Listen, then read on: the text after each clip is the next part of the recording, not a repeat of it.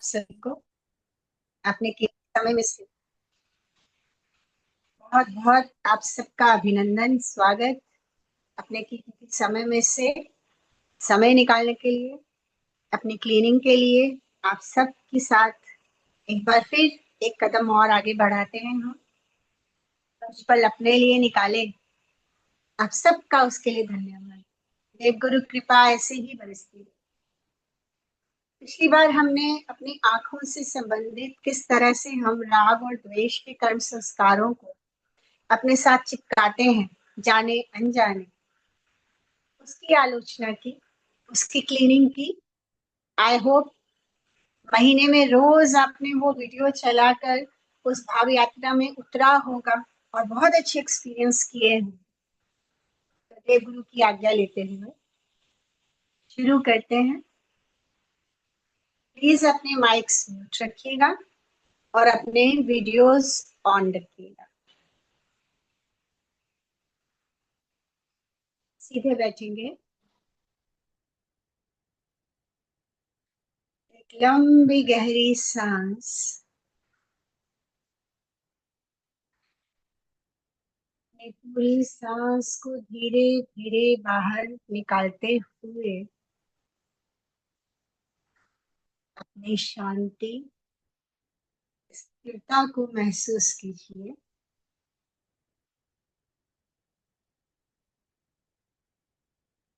एक और लंबी गहरी सांस।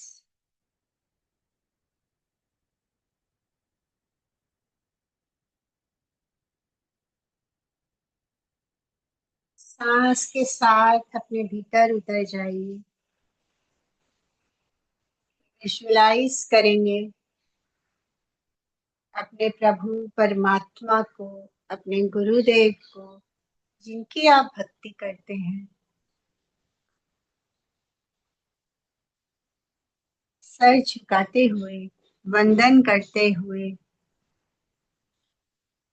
हे प्रभु, आज आपके आशीर्वाद से मैं अपनी ज्ञानेंद्रियों से जो जो आज तक मैंने कचरा इकट्ठा किया है उस सब की क्लीनिंग करने का प्रयास कर रहा हूँ, कर रही हूँ।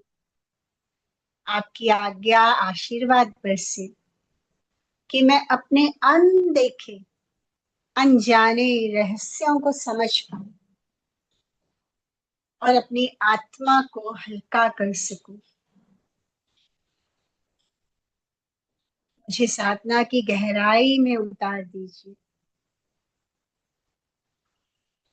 एक लंबी गहरी सांस लेते हुए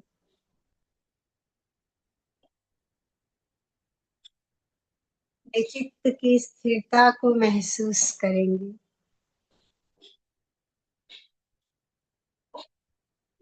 प्रभु ने मुझे इस शरीर में ये नाक दी, इतनी अद्भुत ज्ञानेंद्रिय है। संसार की हर गंध का अनुभव लेती है। मुझे कौन सी गंध पसंद है?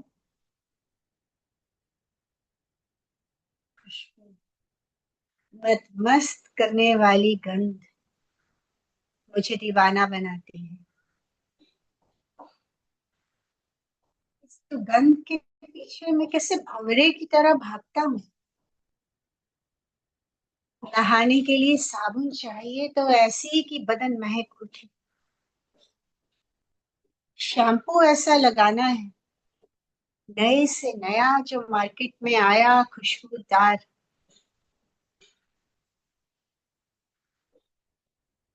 हर खुशबू मुझे बहुत प्रिय है। राह चलते एक सुंदर सा फूल देखा, झट से तोड़ा, उसकी खुशबू ली, एक अजीब तृप्ति का एहसास किया और फेंक दिया। शादी विवाह में, फंक्शंस में परफ्यूम से नहा कर निकलता हूँ। किसी और की परफ्यूम अच्छी लगी, अरे कहाँ से ली, मुझे भी बताओ, मैं भी यही लेकर आता हूँ, आती हूँ।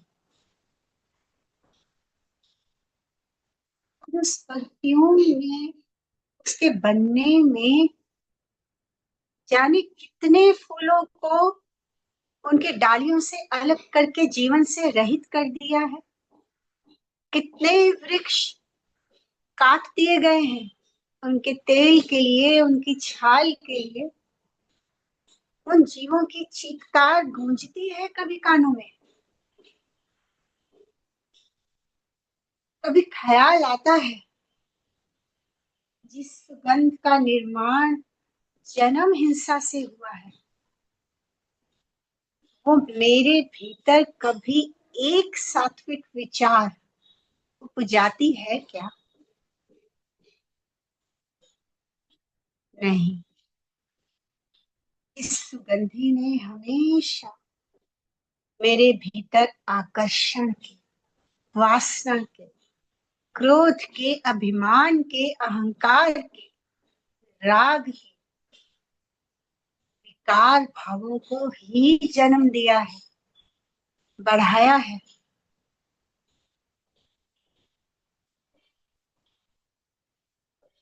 शांत भाव से अपने जीवन के उन उन पलों को देखते जाइए जब जब उस सुगंध में दीवाने बने। सामने वाले को किन नजरों से निहारा आपने?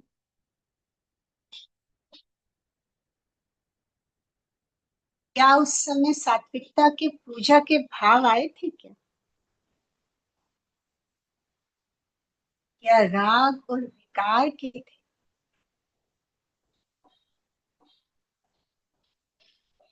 बहुत मेहनत से भोजन बनाया, ढेरों मसालों से खुशबूदार। वाह, आज मैंने इतनी मेहनत से इतना खुशबूदार भोजन तैयार किया है। सामने वाले से बार बार पूछा, खुशबू अच्छी है ना? लग रहा है ना भोजन बहुत टेस्टी है?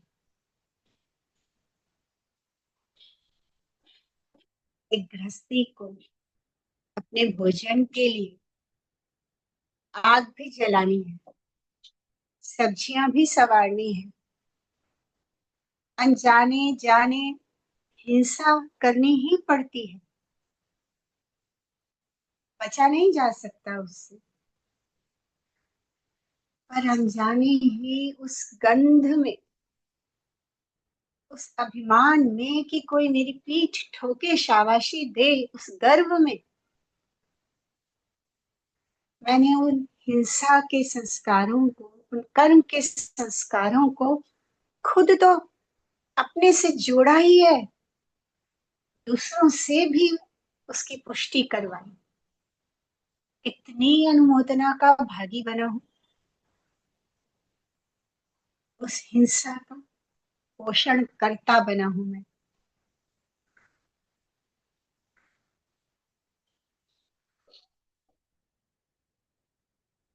ऐसे लेकर बड़े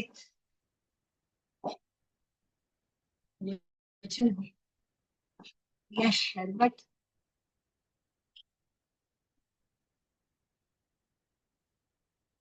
वस्त्र हो, कोई उबटन हो, बिना सुगंध के तो मेरा काम ही नहीं चलता। कि नाक कैसा लुत्फ उठाती है उस सुगंध का, लेकिन इस नाक का तो काम है ना गंध लेना। सुगंध और दुर्गंध तो मैं डिसाइड करता हूँ, उसके साथ राग के और द्वेष के भाव तो मैं चिपकाता हूँ ना। ये कर्म संस्कार तो मैं इकट्ठा करता हूँ ना। किसी राह से निकलते अगर तीव्र गंध आ रही है तो पल भर में नाक भौं चढ़ जाती है मेरी। राह में कोई पशु पक्षी, गाय कुत्ता, कोई ऐसा जिसके घाव है, कीड़े पड़े, बीमारी से त्रस्त है, उसे देखकर कभी करुणा का भाव तो नहीं उपजा। हाँ, घिन, हिकारत और क्रोध के भाव बनते हैं। इसे फटाफट यहाँ से हटा देना चाहिए, इन्फेक्शन फैलने का डर है। उस जीव के प्रति थोड़ी सी दया आई क्या मन में? पर हर तीव्र गंध मुझे ऐसा परेशान करती है कि मैं अपना भान भूल जाता। इतनी घृणा, तिरस्कार, क्रोध, इतने इतने उग्र भावों में विचरण करता हूँ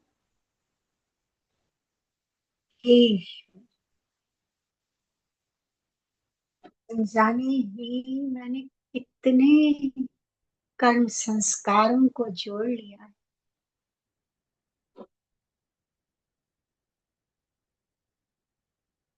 मेरे पूरे जीवन एक हिरन की तरह बेभान होकर भागी तो रहा हूँ।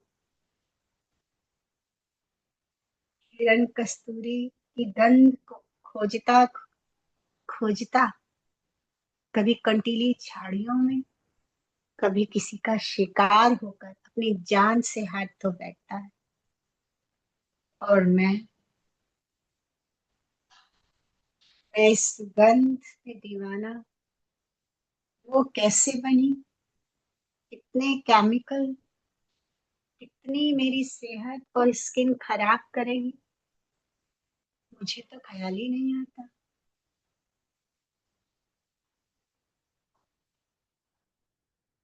कुछ पल की धूप अगरबत्ती जलाकर पूजा करता हूँ, तो पूजा से उठने के बाद क्या मेरे भाव सात्विक बने रहते हैं? कितनी देर तक? फिर उसी सुगंध और दुर्गंध में ये नाक, और इस नाक से जाने कितने कितने कचरे को अपने भीतर लेता हूँ।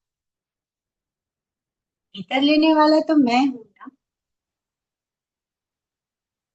उद्गल का तो स्वभाव है, पदार्थ का तो स्वभाव है सड़ना, गलना और नष्ट हो जाना। जिस मसालेदार भोजन की खुशबू से मैं इतराई 2 दिन गलती से पड़ा रह गया, तो उसमें फंगस, उसमें कीड़े और गंदगी से उठने वाली बदबू, डस्टबिन में नाक बंद करके डाला है मैंने। पदार्थ तो वही है, एक पल अच्छी हालत में, और फिर अंततः अपने विकारी भाव को प्राप्त होता हुआ, सड़ता हुआ, गलता हुआ, नष्ट होता।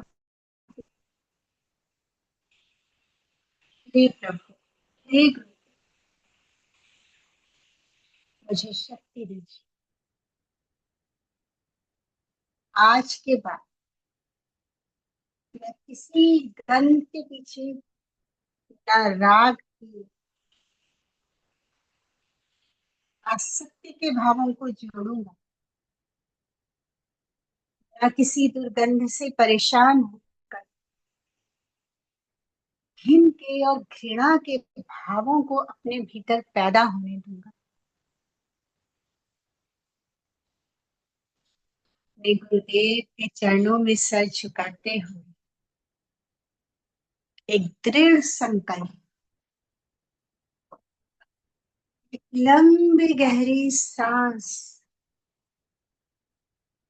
संकल्प की शक्ति को महसूस कीजिए। आज के बाद कोई सुगंध और कोई दुर्गंध मुझे राग और द्वेष से जोड़ ना पाए। मेरे भीतर केवल तटस्थता के भाव रहेंगे। उद्गल है, उसका स्वभाव है। क्या सुगंध से खुशबू, क्या दुर्गंध से नाक चढ़ाऊं। मुझे मेरे आत्मबल को जगाना है। आज के बाद किसी बीमार की, उसके मलमूत्र की सफाई करते समय भी घिन, घृणा और तिरस्कार के भाव मुझ में नहीं आएंगे।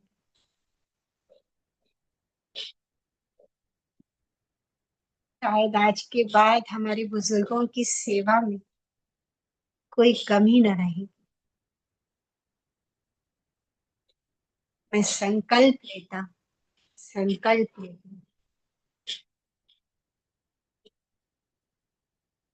सुगंध और दुर्गंध मेरे लिए मात्र एक गंध बनकर रह जाएंगी। मैं दोनों ही स्थितियों में राग और द्वेष से परे समभाव में रहूंगा। एक लंबी गहरी सांस। अपने प्रभु को, अपने गुरुदेव को धन्यवाद करिए। आज आपकी कृपा से, आपकी शक्ति से, आपकी करुणा से मैं अपने इस बार बार क्षण में विचलित होने स्वभाव से मुक्ति की ओर आगे बढ़ने लगा। संभाव में रहना सीख रहा हूं। आपकी कृपा सदा मुझ पे ऐसे ही बरसती रही। हृदय से धन्यवाद करती हूँ। अपने भीतर अपने संकल्प की शक्ति को, अपने साहस, अपने प्रभु की कृपा को महसूस करते हुए कृतज्ञता के भाव में अपनी आंखें खोलेंगे।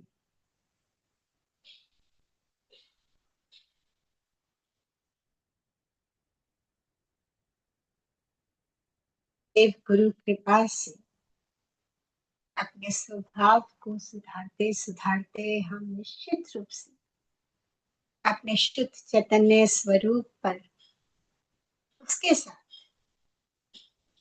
फिर से अपना संबंध स्थापित कर पाएंगे, उसका अनुभव कर पाएंगे। अद्भुत शक्ति के जागरण को अपने भीतर महसूस कीजिए। महीने भर के लिए आपका टास्क रहेगा कि मैं किसी भी सुगंध से ना तो राग के भावों में जाऊंगा, आसक्ति के भावों में जाऊंगा, और ना ही जो गंध मुझे प्रिय नहीं लग रही उसके साथ द्वेष के भावों को जोड़ूंगा, घृणा और तिरस्कार के भावों में जाऊंगा। मुझ में इतना आत्मबल है कि मैं समभाव में रहूंगा। महीने भर तक इस टास्क को करने का अभ्यास कीजिए और इन स्थिरता के पलों को बढ़ाते हुए आइए हम साधना में प्रवेश करते हैं।